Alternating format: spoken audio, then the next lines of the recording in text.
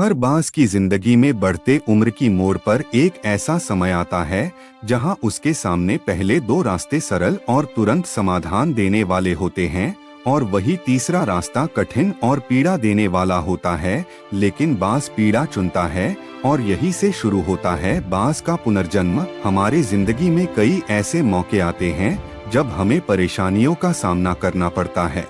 लोग तो जीवन में संघर्ष कर आगे निकल जाते हैं और कई अपने हालातों से हार मानकर खुद को जिंदगी के हवाले कर देते हैं। ऐसे में हमारी जिंदगी और हमारा खुद का कोई वजूद नहीं रहता। दुनिया उसी को सलाम करती है जो अपने कलाम खुद लिखते हैं। सिर्फ इंसान ही नहीं, कुदरत में हर प्राणी के साथ ऐसा होता है। तो आइए जानते हैं बांस के जीवन से जुड़ी आश्चर्यजनक किंतु एक ऐसा सत्य जो हम सबको प्रेरणा देगा। बांस लगभग 70 वर्ष जीता है, परंतु अपने जीवन के 40वें वर्ष में आते आते उसे एक महत्वपूर्ण निर्णय लेना पड़ता है। इस अवस्था में उसके शरीर के तीनों प्रमुख अंग बेअसर होने लगते हैं।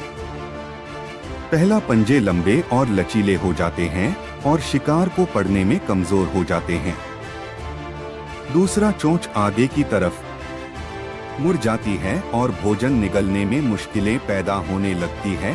तीसरा, पंख भरी हो जाते हैं और सीने से चपकने से कारण पूरे खुल नहीं पाते हैं और उड़ानें सीमित कर देते हैं। भोजन ढूंढना, भोजन पकड़ना और भोजन खाना, तीनों प्रक्रियाएं अपनी धार खोने लगती है।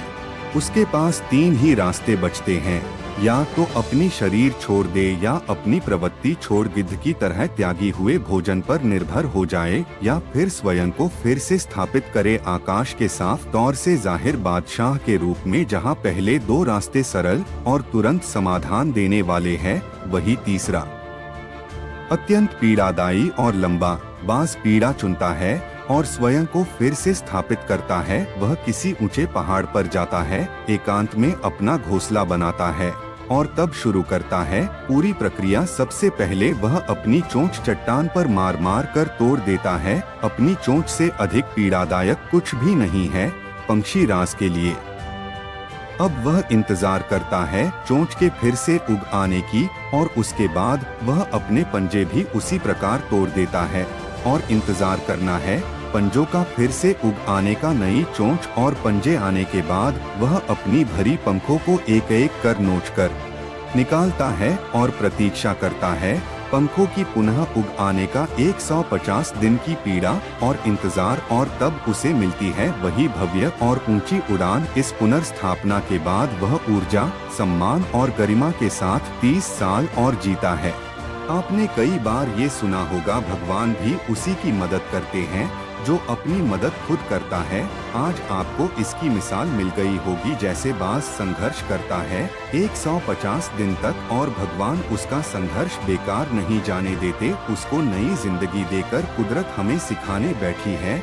जैसे पंजे पकड़ के प्रतीक है, चोंच सक्रियता की और पंख कल्पना को स्थापित करते हैं। इच्छा हालातों पर काबू रखने की, सक्रियता स्वयं की अस्तित्व की गरिमा बनाए रखने की, कल्पना जीवन में कुछ नएपन बनाए रखने की। हम में भी 40 तक आते आते इच्छा, सक्रियता और कल्पना तीनों के तीनों निर्बल पड़ने लगते हैं। हमारा व्यक्तित्व ही ढीला पड़ने लगता है। आधे जीवन में ही जीवन खत्म होने जैसा लगता है। उत्साह, आकांक्षा, ऊर्जा नीचे की ओर जाने लगती है। हमारे पास भी कई विकल्प होते हैं, कुछ सरल और कुछ पीड़ादायक। भी अपने जीवन के मजबूरी भरे अतिलचीनेपन को त्याग कर काबू दिखाना होगा। बांस की पंजों की तरह हमें भी आलस पैदा करने वाली वक्र मानसिकता को त्याग कर ऊर्जा से भरी सक्रियता दिखानी होगी। बांस की चोंच की तरह हमें भी भूतकाल में जकड़े अस्तित्व के भारीपन को त्याग कर कल्पना की आजाद उड़ानें भरने होंगी। बांस की पंखों की तरह